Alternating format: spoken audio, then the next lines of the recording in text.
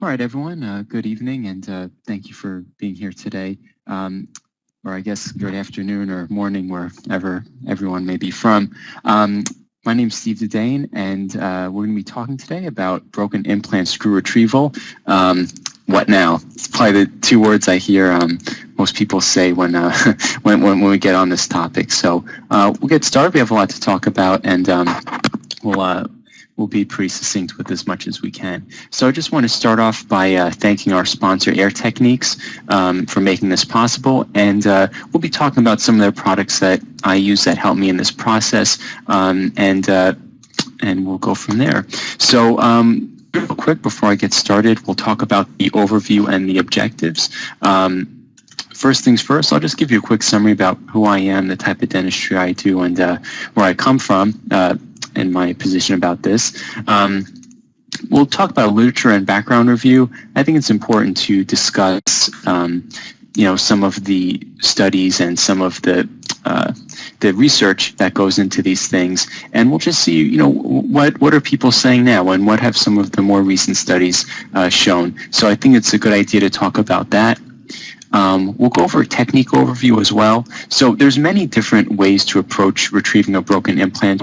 I know it's probably the last thing a lot of you want to be doing in your chair, but there are many techniques, and some are more common than others. So in the case study we're going to be going over today, I'll be talking about mine.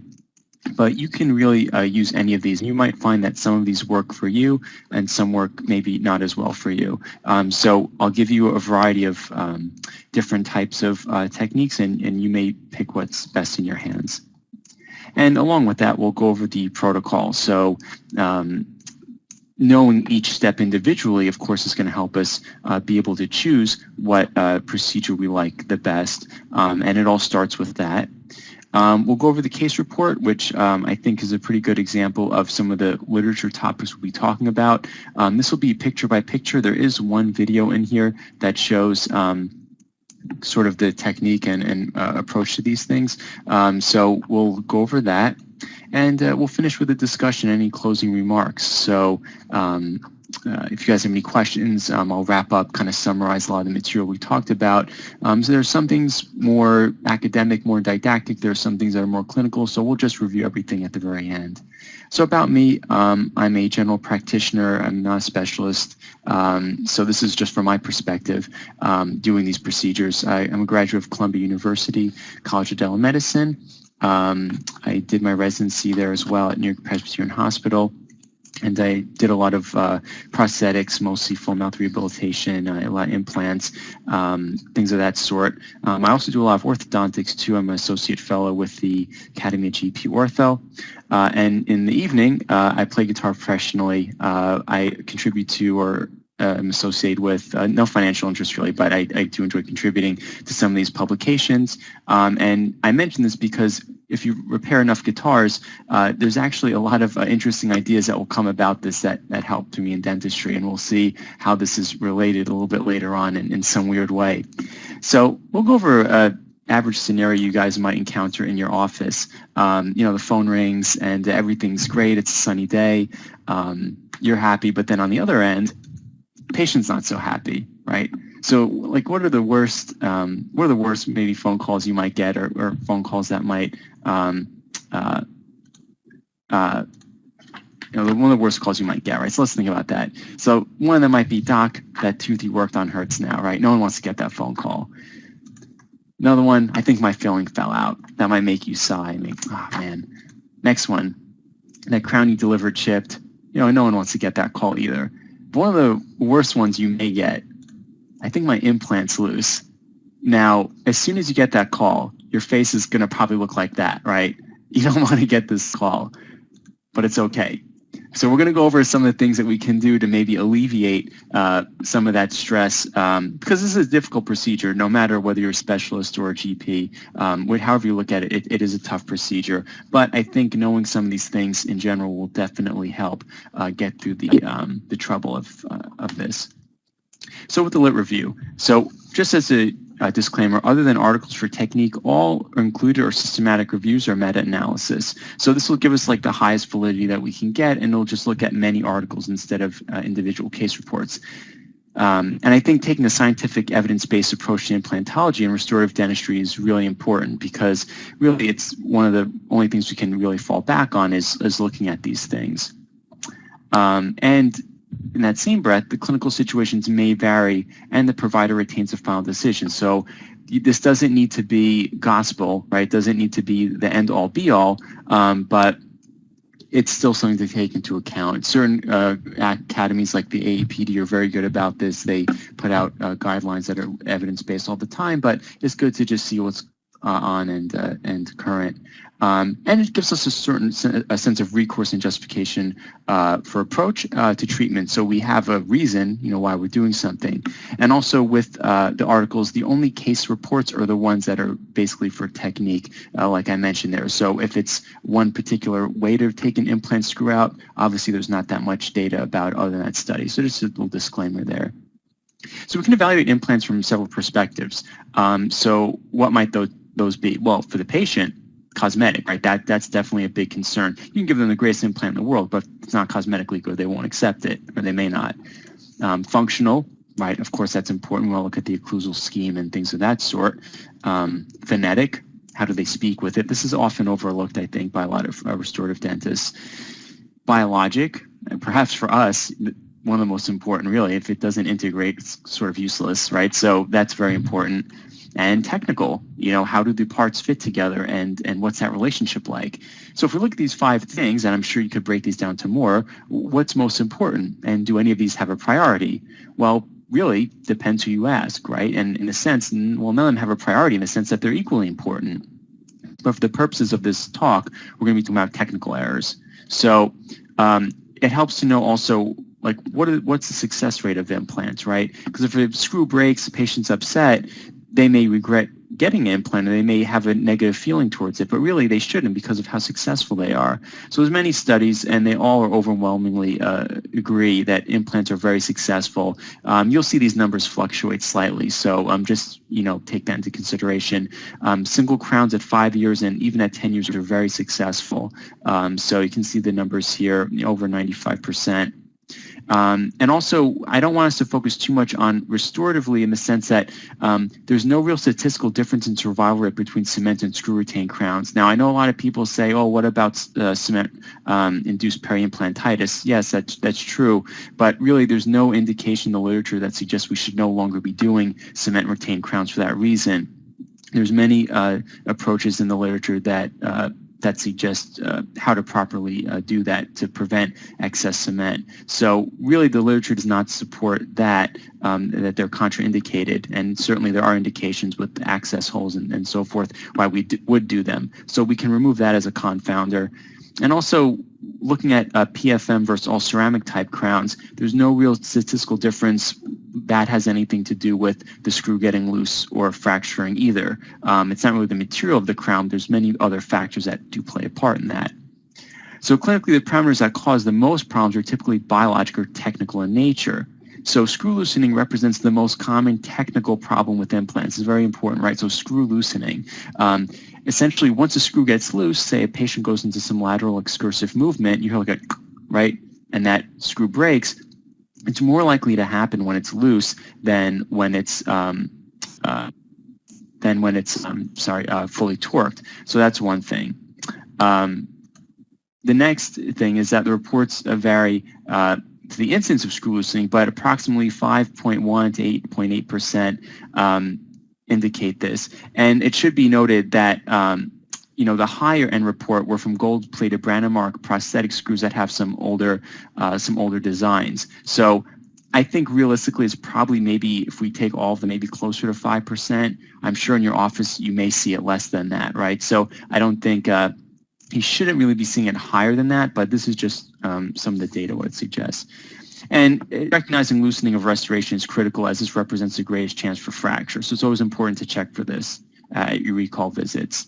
And fracture rates, or even lower than the actual loosening itself. So the fracture rates have been reported, and depending on the studies you cite, this was a pretty recent one that I thought was good, had between 2.1 and 4% at 5 and 10-year intervals. So obviously this isn't something that's happening all the time, but even if it happens 2% of the time, that could be 98% of your headache. So keep that in mind. And retrieval of the broken screw is critical, as the survival of the implant relies on its removal and replacement. So if we can't get the screw out, there's not really a whole lot we can do to fully restore it again, and that could be a big deal for the patient and you. And obviously, again, identifying the contributing factors, whether it's occlusal in nature or restorative, whichever way, it's important to recognize this. Some other things to keep your eye out for is that the connection of the fixture, if it's internal or external hex, may contribute to higher rates of abutment loosening, that being external showing slightly higher rates of abutment loosening than internal. Parafunctional habits and poorly contoured restorations must be identified. We know occlusal overload is a big contraindication for implants, so always look at this. If they have some sort of bruxism habit, definitely look at that, and that will certainly cause implant to loosen. We'll look at why in a second.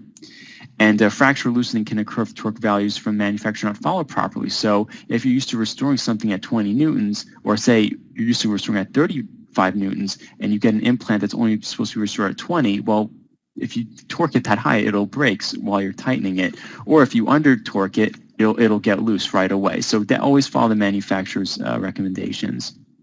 So also the mechanics I just want to briefly mention, and there's plenty of clinical stuff we'll go over. So we need to understand the mechanics of why this is even happening if we plan on fixing it, right? So the restorations must achieve adequate preload at the screw joint in order to be considered successful clinically. Now, there are many factors why the implant will be considered, quote, successful, right? There's many factors. We won't get into all that, but from the mechanical perspective, we need to look at this.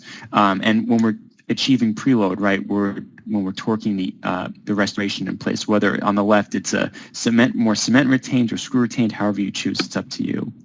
And we define the interface between the two components when joined by a screw as the screw joint.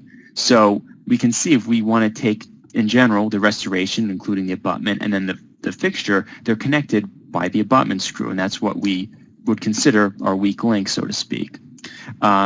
And now, because it's in their mouth, it's subject to all these forces. These joint separating forces are really any extraneous factors that play a role in separating or loosening the intimate relationship between parts A and B, so between, say, the restoration and the fixture itself.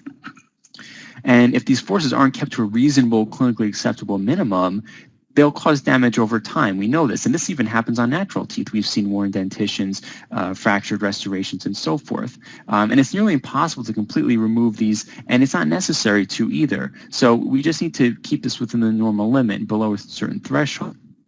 So if we look at a sort of like stress-strain graph of what happens to the actual metal in the screw itself before it breaks, there are forces that cause micromotion bending at the joint, and if this exceeds a certain level, it'll cause what we call plastic deformation, or a sort of permanent change in the actual makeup of the screw itself, and this can happen, and this can result in fracture.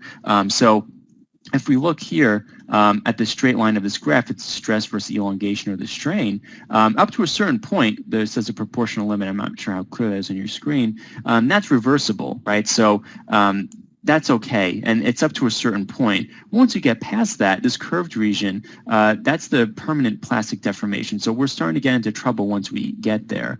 And if we look at the stresses below, over here it says ultimate tensile strength. That can cause premature fractures on a very microscopic level that will propagate. If you ever heard the term metal fatigue or fatigue failure, that's what it's essentially referring to. And if you ever heard how the toughness of a material, that's essentially how much energy is allowed or is required to allow these flaws to propagate. So we can tell a lot by this curve here. Not that you're going to be calculating this, but it's a good idea just to conceptually think about this as this process is going on. So this curve does tell us a lot and shows that eventually if a screw loosens or it's subject to a certain amount of stress, fracture will definitely occur right here, right? And again, we've seen that connection type shows importance in this incidence rate. So joint bending is a major factor, right? Because if we have any bending at that joint between those two interfaces, that's going to cause problems and can obviously cause fractures. So joint bending is one. The other is settling effects. I think not a lot of people talk about, which essentially means that if you take the smoothness of an object, say the smoothness of like the screw versus the smoothness of the inside or the threads of the implant, even though they're machined properly, they're never completely smooth, right? So there's always some sort of irregularity or roughness in that material. So even when you torque down the screw inside the fixture, there's never 100% contact between the two surfaces. This is just something we can't really clinically achieve. So we just have to be aware of this. Really, the only parts that are touching each other are the roughest portions of that material. Sure, even if it's machined, maybe bone might not adhere to it, like a polished collar on an implant. We don't see bone integration there. We do see it on the rougher portion of the implant. Maybe it's fine for that, but it's not really okay on the inside of the implant when we have these sort of settling effects. But the other thing is that due to these effects, a percentage of the preload's lost immediately after we tighten it. So there are certain clinical recommendations that we would, let's see. And I'll be reading these words in case these are hard for anyone to read. So with these effects, right, we lose a certain preload. So as soon as we tighten it, it will become a little bit looser. So with our clinical recommendations, such as waiting and then retorquing it slightly just to make sure we get that. And there are other didactic principles like Hooke's law and so forth that essentially talk about the same principle, that if we reach a certain limit, the metal or the object will have some sort of reversible deformation, but if we go past that, we may have some problems. And it just says that P is the force times the length of the object over the area times its modulus of elasticity, which is essentially the stress versus the ratio of the stress to strain, which we saw back here in this graph. I know this graph might be a little bit hard to read, but it's just a general stress strain curve that has no sort of loyalty to implant material, but it just gives the idea.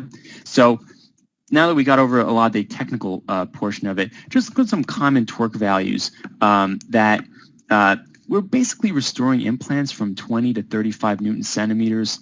This may vary, of course, and these are just general guidelines. So on average, Straumann, like you have like RC or NC, the CrossFit, that might be 35. Glidewell Inclusive may be at 35. Always check with the manufacturer. These just give us some general guidelines as to what we might be restoring these as. So keeping this in mind, what we're going to be talking about today is with the Biomet 3i, the certain implant. The case report here had a broken gold screw. So just keep these in mind. It's kind of a good idea to see what these are. But I'm sure all these manufacturers have, values that might be different. So the technical and protocol overview. So a variety of methods exist to solve this problem. So we'll look at a method from the case study, Gordon Christensen's method, what he recommends, because it's Gordon Christensen, manufacturer kits, and other. So from my method, what I do, and for what it's worth, you may completely reject this. You may like it.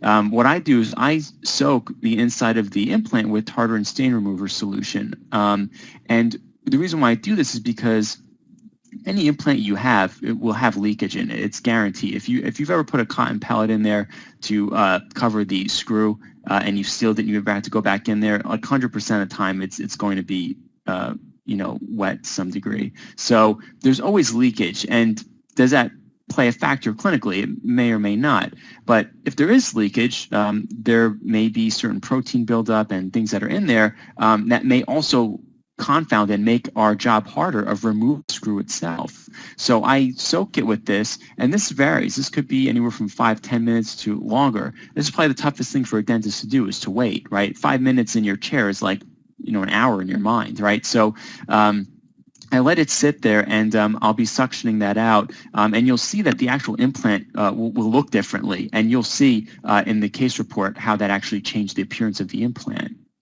I do use ultrasonics judiciously. I mean, you always have to be careful with these. We wouldn't do a cleaning with a metal tip around the implant, but when we're retrieving the screw, having a long, thin ultrasonic tip would be handy. Do use an endo explorer, again, carefully. When you have sharp objects in there, it's always important to be careful. And I also use, once I've established sort of purchase point in a sense, not that we're purchase like we're extracting something, but once I establish that, I more gently use just like a 20 gauge edge tip to help back out the implant in a counterclockwise motion. I find that this is gentle enough that I won't damage the threads, but I can still retrieve it by doing it this way, and we'll see what happens there. And the other thing is visibility, right? If you can't see what you're doing, it's a big problem. So for me, because I don't work with a microscope, I really just use my intraoral camera, and that helps me see enough of the inside of the implant. You have someone holding that really, and you're looking at it on a big screen. That definitely, for me, is how I've taken out like pretty much all my implant screws that have been referred to my office. So I use this, and I'll go over some quick features about it, why I like it. But my method essentially includes these 4 steps, and I can get most screws out this way. So with the Air Techniques camera, the reason why I like it is because I don't have to click a button to capture an image or anything. You hold it down first and then you release it, so you're not worrying about the actual image being blurry that way. And like I said, visibility is crucial when attempting. So if you work with a microscope, obviously this is a moot point for you. But if you're a GP like myself and you don't really have one that you routinely use, this is a great way. If you don't have one, this is probably one of the best investments you'll make, is having one. And anything that can help with patient education too is a big deal. So some of their higher end models have video as well. I don't have that one, but what I use it for is it works great for me. And the other thing is with radiographs. So intraoral radiographs are extremely important. You're going to need this to identify the broken screw portion, and you're going to want to take it just for medical legal reasons as well. So the reason why I use this, I'm sure you all have x-ray heads that you use, but the reason why I like this one and I use it is just for patient flow. All the presets are there, whether you use sensors or plates. I personally like this one because whether it's anterior PA, posterior PA, adult, child, plate, sensor, and I use both depending on the patient. They're all there, and I can very easily select that. And so I like using this one, and it's just another Air Techniques product I like to use. So, anyway, so the methods in the case study, which are just my protocol, some of the pros is that you'll already have this stuff in your arsenal. There's nothing really extra you need to buy. It's cost effective. Etch tips don't really cost much, and neither do you already have the instruments, so it's cost effective. It's pretty conservative. There's no drilling, really. And it leaves the interior cleaner than before the procedure, so the tartar and stain does help clean some of the buildup inside the fixture. That being said, it does require the most patience. So sitting with the solution, maybe it's only for a couple minutes, maybe it's more than that, it does require patience, so that might be an issue. You may need to resort to other methods if you're unfamiliar with the procedure or if this is unsuccessful. That being said, this can be said about any of the methods we'll talk about. And did I miss anything? And I think I would also mention that just be judicious and be careful with some of the sharp instruments. You don't want to damage the threads like with the Endo Explorer, so I would also add that in there. The other method, I'm going to show pictures of it after this, is with Gordon Christensen. What he recommends is about drilling your own kind of groove in the implant and torquing it out with this small instrument, and I'll show that in a second. So again, this is also a very cost-effective treatment. This will yield definitely the fastest results, but you do need really good magnification for this, almost microscope level, because if you are drilling with a high-speed instrument, you have to be careful, and the burr will bounce around the inside of the implant if it's not adequately secured. The word secured should be there. And it can potentially destroy the inside of the implant if the burr touches the wall, so you'd be very careful, but it is a very fast method of getting a screw out. And the reason why I thought of this was because on the back of a guitar, I always restore these. I've had to make my own grooves in here and torque these back out on tuning pegs. So you can see that there's many different types of slots we can create ourselves, a slide, Phillips head, and so forth. And he even recommends just any sort of little kit you would get at a hardware store. You can use that in a sense to back it out. If you have any other instrument, any waxing instruments, you could use those too. So what he does is he's essentially taken And this is a benchtop exercise you can do yourself. This is just with a model, a soft tissue model. You see on the left, essentially was a decapitated prosthetic screw, which with a quarter round burr or maybe a 330 1/2 inverted cone burr, you can drill your own little slot in the actual screw itself. Now, obviously, this is a benchtop exercise, but it's just here to illustrate the point of what he's talking about, is that you can back these out yourself mechanically instead of more, I guess, chemically, in a sense, how we start the method I use here. So on the right is just a short video, I think, that should be visible to everyone. And it's just showing in small motions, just backing out the screw itself. And you can do that just being patient. It will engage, so you need to make sure that the tip of the burr is small enough that it will engage the head of that. So this is sort of, in a sense, what Gordon Christensen recommends. I think it's a very fast and effective method, but like I said, just be careful that you don't damage anything on the inside. And you can see it's loose. And that wasn't pre-loosened. That was already loose coming out. And is it coming out? There it is. Okay. So the other way you can do it is with a manufacturer's kit. Now, the good thing about this is that in most cases they're implant specific, but they may have cross compatibility, and you've seen this with Implant Direct and other types of manufacturers. They may come as a complete kit or sold as individual instruments. 3i used to do this as a kit. They no longer do that. The great thing about it is that they'll match the exact connection and interior of the implants. You're not worried about any sort of errors that way. You know it will definitely fit. And there's a certain sense of security about that. That's nice. And if you need to rethread the implant, they do make instruments for that. So that's also a nice thing. The downside is that if you have little to no experience with these, they may prove useless to you, and you may just get frustrated. It's like, well, what is this for? It may have some sort of frustration there. So if you're not experienced with it, that may be an issue. And also, they're not cheap, right? So they can be very expensive. Like you may spend like close to $1,000 like on these instruments, and you may not use them. And as soon as you open them, obviously you can't return them. So they are expensive, and they're not always successful when used alone. I almost never use these. Not to say you shouldn't look into them. They may be great for you. I personally just don't use all the kits. It may be handy to have 1 or 2 instruments handy, but that's about it, at least in my experience. And I'm sure there are other people here that have different experiences with this. And the other methods, I won't focus too much on these, but there are many novel methods that exist, quote unquote novel. They're essentially case reports, and I guess like mine, but they range. So they made from common dental instruments like here, which is a spoon excavator that was transformed, to reverse taps and really anything you can imagine.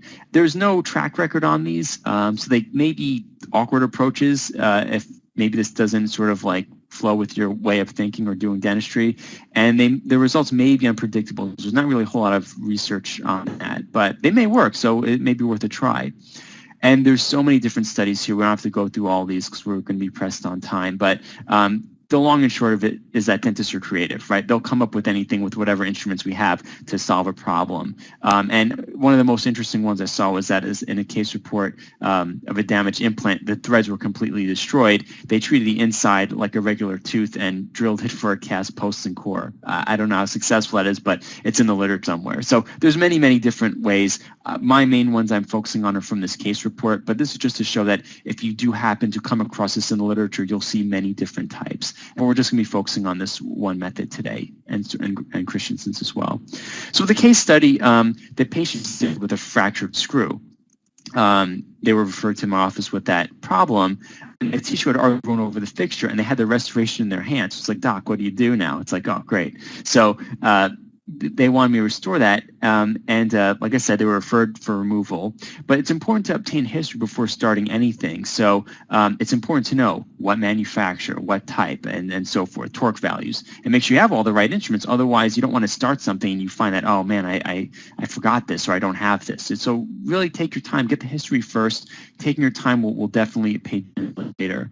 And why did I select this case? Well, a very important thing to keep in mind is that single implant crowns exhibit higher rates of loosening than multi-unit restorations. So We typically don't find that in longer span bridges. Can those get loose? Of course, really anything can happen. But on average, the literature suggests that single implant crowns, especially in the lower dentition in the posterior region, the mandibular molars, they exhibit the highest rates of loosening. So this is sort of like if we had to give a case that was like the statistically most common thing, this would be it. It's a lower single unit molar. It's also, first molar is what, the most restored tooth in the mouth, right? We get it when we're 6, so it's been there the longest. We'll probably have the most problems with it. So, and also exhibits some of the benefits of this technique.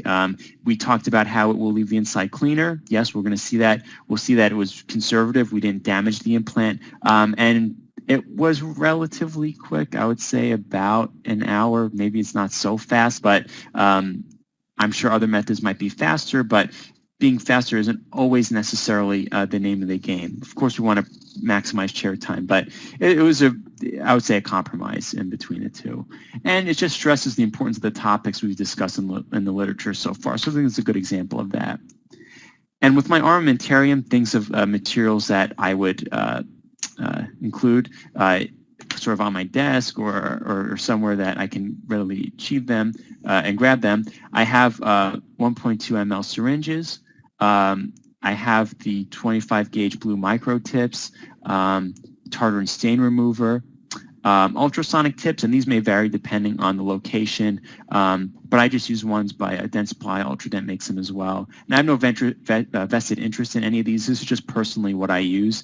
So this is just my personal preference, but if you have other things that are similar to this, it'll sure work fine. I have Viscostat handy, Concepsis just for fluid management.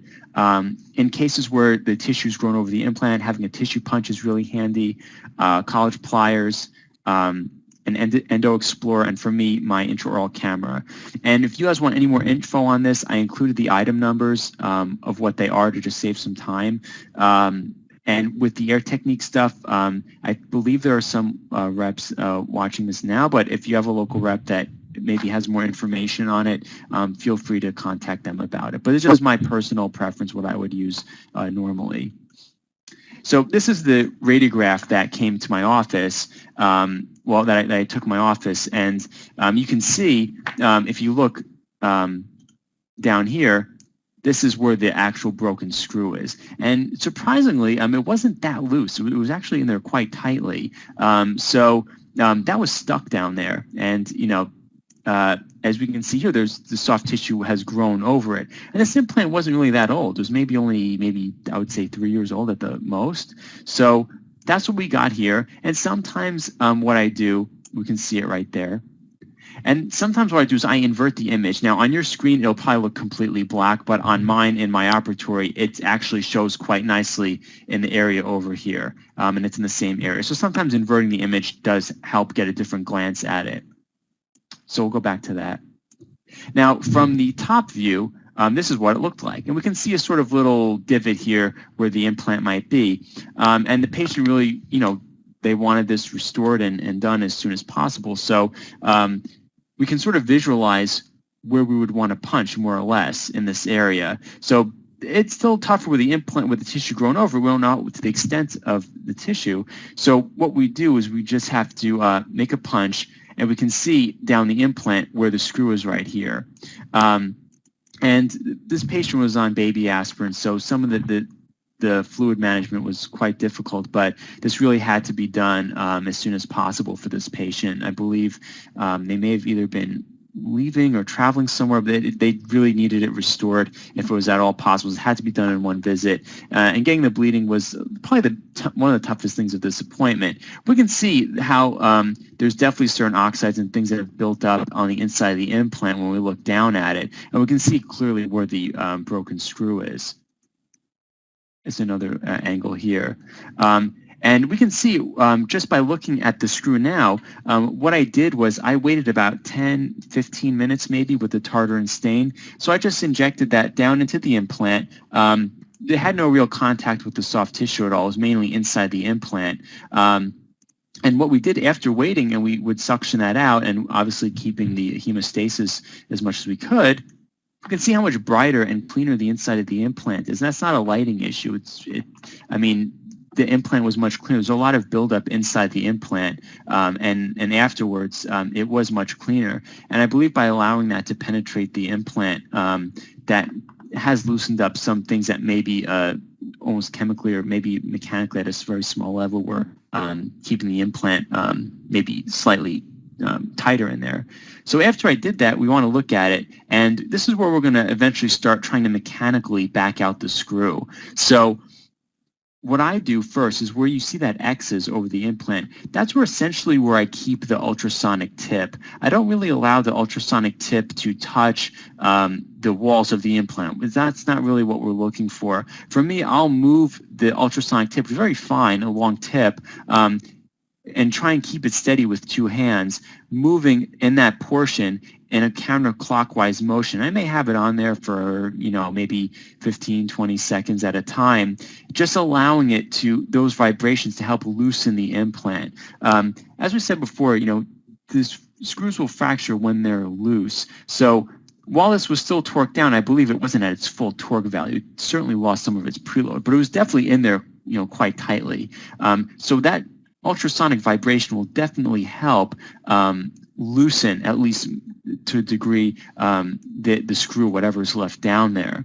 So once we've loosened that portion, this is where I start to back out. This is step 3 for me with my endo explorer, but also just to feel, what's more for navigating really than anything, that sort of interface between the screw and the threads. Be very careful with this, right? You don't want to damage the threads, but it will sort of help give you an idea of how much space we're talking about.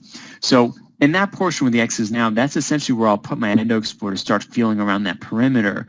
And in a sense, what I'll do from there, once I can feel that, and I can feel maybe there's some loosening there, I'll put my etching tips in there, and I can start moving that freely in a counterclockwise motion around the implant. And I have no real worries or qualms about doing that. There's nothing really sharp about it once the actual tip is facing the head of that screw. Even when you're backing it out, you're not scratching the side of the implant at all. But what you are doing is you are safely allowing a counterclockwise motion in that area. So hopefully between chemically getting rid of some of the deposits with the tartar and stain remover, and then starting that movement with the ultrasonic tips, and then your explorer, and then eventually the etching tips, the 20, 25 gauge, whatever your preference, we should start to get some movement. So it's a very slow, tedious process doing that. So you have to be very patient with this. But eventually what you'll see,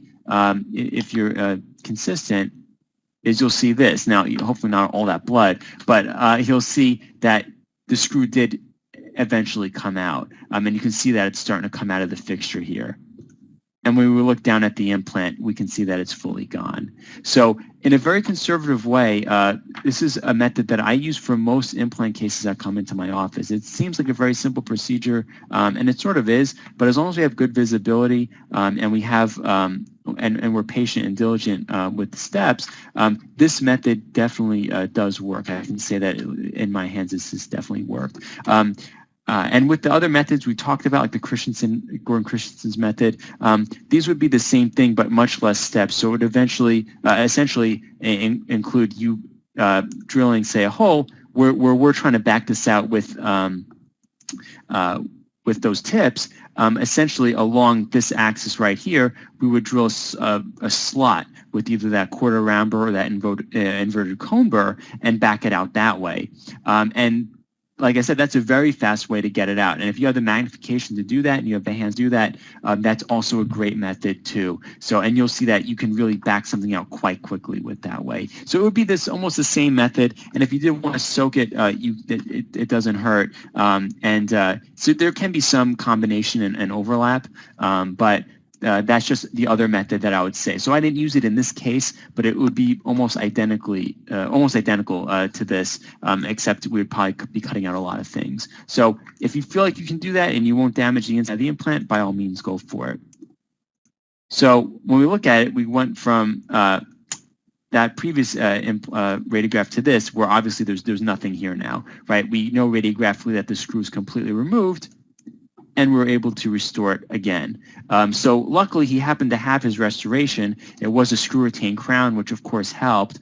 But if the patient does present to you with a cement-retained crown already attached to the abutment, don't try drilling your own access hole to get to the screw. You may damage the restoration. I'll mention in a second what you should do for that. But so if it's cement-retained, hold off. But in the screw-retained crown, obviously you'll have your access opening right there, so you'll be able to drill it out and torque it back in place, no problem. So, and here's the restoration, how I restore the access hole to try and make it look as invisible as possible. But are we finished? Is that really it? Well, if we haven't determined why this happened, we're not really done. So in this case, we'll see why in a second. And we need to make adjustments or work towards adjustments at the visit before dismissing the patient. So if we see what the problem is, don't just let them out the door. Like, okay, we're happy it's restored. That's great. But look and see what caused that problem if you're able to determine that.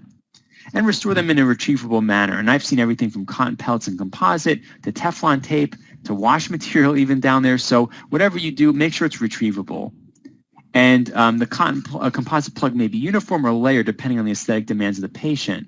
So for me, the way I restore them is I use Teflon tape a lot of time, or cotton pellet's fine too. I may use opaquer, which is found in the Bisco repair kit, different layers of composite, and then I'll polish that. And my personal preference is with the Ultradent materials. It just works well in my hands, but you can use whatever you happen to have in your office. Or if you want to use just one material, say like an opaque material, a composite, you can do that and eliminate any sort of layering. So when we took a look at the occlusion, this was sort of what we were looking at. We can see that's quite heavy for an implant crown. And we can see here on the functional cusps and so forth that there's quite heavy occlusion going on. And the patient didn't like the opaque composite, so I had to go back and relayer this. So we went from that to basically this. And the way I do that is I just will put the opaquer in first. Any sort of translucent composite, you'll see a black hole at the screw for your screw retained crowns. That's great for us for retrieving. It's very easy to see. Sometimes, depending on the patient, some patients don't care, and that's great. But for the ones that do, that's just something I try and provide for them. So we went from that to this. And we can see most of the occlusion now is really on the other teeth. And so I try and keep it as light as possible.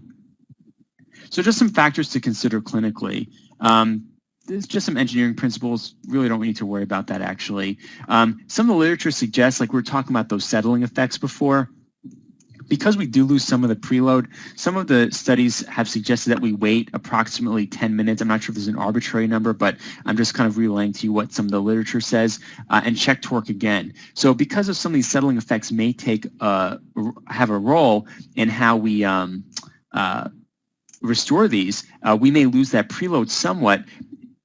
It would make sense that because we're losing it, we might want to try and achieve that again to make sure we are letting them walk out the door with, say, 35 Newton centimeter torque value. So that's just something to keep in mind to maybe include. Maybe you don't have to wait 10 minutes, but you may wait a certain amount of time to recheck that. And that's just what some of the literature suggests. It's totally up to you whether you do it or not. And we will also, we never want to be in the position where we have to be retrieving these, right? We want to prevent this. The best way to treat this is just by preventing it in the first place. So at all your recall visits, I know we don't always want to be messing with the implants and so forth, but always check for screw loosening. And these are going to be your implants at the highest risk. So if we go back, I'm not sure if we can see it on the radiograph here, but this screw, actually, the back one, this one was also loose. So it would make sense that if this one was loose, how come this one's fine? And it wasn't. So I had to go back in and retorque this a number 18 as well. So if one thing's loose, just look around. You may be surprised at what you find. So it would be odd that one is loose and say nothing else is, right? So let me go back. And I know if some of these words are maybe small or hard to read, I'll read them out to you. So if the patient presents with cement retained crown attached, don't try and find the screw hole if the abutment and the crown of a cement retained crown are in your hand. You may just damage it. You can put these in the autoclave, and the heat from the autoclave will definitely break up the cement and will just help dissolve the luting interface between the prosthesis and the abutment. So I've seen this before where the they came to me with a crown in their hand, and there was just a huge hole looking for the access hole of the screw. And the reason why a lot of people do cement retained crowns is because maybe the access hole isn't in an ideal place. So if you're drilling a hole in the crown where you think it might be, and maybe you haven't seen this patient before, or maybe you didn't restore it, you may be digging and digging, and you're just damaging the crown. So putting in an autoclave will definitely loosen that interface up, and that's what a lot of literature suggests. Always check for occlusal overload and hygiene factors at recall visits. Just because the patient maybe says something feels fine, that may not be fine from our perspective. We don't want these to be in such a heavy occlusion. That will definitely cause loosening over time, and that sort of compressive fatigue or stress on the implant will have problems down the road. And if you feel recovery is unsuccessful, like you're doing this, it's just not working, and you may damage the implant, just refer out. You never want to damage anything. It does take patience, so don't give up right away. But if you feel like with the armamentarium that you have and the equipment that you have, if it's just not doing that, whoever maybe placed the implant, I know a lot of endodontists now, at least that I'm friends with, that do this. They make a almost a part of their practice. They work under a microscope so often. It is good to know people in your area that do practice that maybe do this procedure often, to know who they are, just to always maybe consult with them and talk with them. Two heads are always better than one. So, but if you feel for some reason that you may do harm or you may damage something, don't feel like you need to be like the superhero and take it out. It is okay to refer something like this out. And weak resin cements, when indicated, are ideal luting agents. So also, don't be cementing these back with like a really hard permanent cement. I know maybe a lot of you already know this, but I've seen it before, and it's been chart notes. It's just not a good idea. So any implant cement you use is fine. And a couple of what-if questions. These just came to my mind, and I'll go through the questions at the very end. So what if the cement retained crown is loose, but I can't get access to the screw or get the restoration off? We can always work on trying to, one thing we can do is you may damage the contacts of the implant, but it may help is that if you are able to loosen the contact point of the crown, you can actually reverse it out and back the actual prosthesis out that way. Like I said, you may damage the contacts. There may be open contacts. You might have to restore it that way, but at least you'll be able to get it off, and you'll have some sort of means that way. Because if you try and drill a hole through the cement retained crown, like I said, you may not be right over it. You may have issues with that. So that's just one method you may use to get that off. What if I get the screw out, but the new screw won't tighten when I put it back in? That may indicate that there might be a problem with the threading of the actual implant itself. So rethreading it, can be difficult. Like I said, I would consult with your manufacturer. They do make instruments for this, but that's the first thing I would look at, that we may need some instrument to just rethread the implant. Or what if I iatrogenically damage the implant trying to retrieve the screw? This is probably one of the worst case scenarios where we're trying to get it out, but maybe we just either perforate or some other incidents happens taking it out.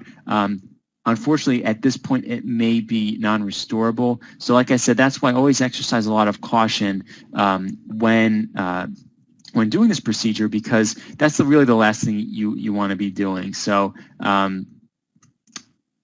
I guess I'll say in closing, and I'll get to some of the questions that are popping up, is that many factors can contribute to screw loosening, and many techniques exist to remove a broken screw. So obviously, this is a webinar of maybe less than an hour of actual talking time. We can't go over everything, but this is just one method that I use, and I hope that by seeing some of the other methods, that might give you the inclination to look into some of those. And like I said, those might work great for you. So the many techniques exist, and there is no one right way. It's really case dependent and whatever works well in your hands. This is often a very difficult procedure and no reflection on you as a clinician. So if you can't, so for some reason if this is giving you trouble or difficulty, you shouldn't feel like you're less of a clinician or anything crazy like that. It's a very difficult procedure. So that's just the number one thing you have to keep in mind. And I think the patient will understand that and appreciate like the hard work that you're putting into it. And you'll do right by the patient if we just check for these factors at routine visits and during initial placement. So just make sure that, whatever you're restoring, if it's your first time restoring that manufacturer, just call them up, double check that, this is the right thing, I'm doing everything the right way, I have all the right instruments. And that when they do come in for their checkups and cleanings, make sure that, we are checking for loosening, we are checking any sort of parafunctional habits, or maybe, anything with their bite, maybe that is changed to some degree or another. So always check for these things. It's always a good idea. And we can't control all the factors that contribute to implant failure, but we try our best, right? So we can do only so much as dentists. And the other, the whole of the year, the patient has to be maintaining this. So always look at things like, hygiene and so forth. And we can only do so much. So I also don't want people beating themselves up over if something happened with the implant. It's not really anyone's fault. It's just the way it is. So so just keep that in mind. And this might be small, but it says, you'll be a hero to the patient if you are able to retrieve the screw, as this will save them thousands of dollars, time, and frustration for all parties involved. So that means you too. So if you can get it out, and I think you definitely can with any of the methods we talked about, I think with patients, you definitely be able to get this out. You will save them so much time and money by being able to do this. So it's a tough procedure because you may not know how much time or chair time to allow for this to happen because they're all different. But so there's a certain unknown there. I totally get that. But if you can do that and being able to get the screw back in, you'll definitely be here, and you'll definitely they'll be so thankful that you're able to do that. So I think this is a procedure that really no one wants to have to do, but I think if you restore enough implants statistically, you will probably have to do this at some point. But if you are able to prevent this from happening by looking at all these factors, you may not have to. But it's always good to be armed with a lot of this knowledge, just in case this does happen. And you can, by being able to even communicate to the patient some of the figures we've cited and so forth, I think that's great. So just in closing, some of the topics we mentioned, single implant screws in are more likely than the multi-units to get loose. Keep that in mind. Always look at the joint bending, settling effects, things of that nature. Always look at hygiene, parafunctional habits. And I think looking at all these things and even working on these techniques in a benchtop setting can even just help get your manual dexterity up to approach this. So no single technique exists. Like I said, refer out if uncomfortable. I'm sure there are people that also do this, maybe specialists you work with that might do this. And if we do restore this, the patient will expect that we're able to fix it if something goes wrong. So we'll probably be the first one that we get a call from. And visibility in patients are key, like I said. So the cameras help me, microscope might help you if you happen to already work with one, and patients as well. That's a virtue. I know it's tough in dentistry to do that. And this skill can be in the arsenal of us as GPs, or even endodontists or prosthodontists or anyone else. So like I said, reach out and see who in your community is also into this topic. Some of my references, these are all the studies. There may be some also here. And thank you.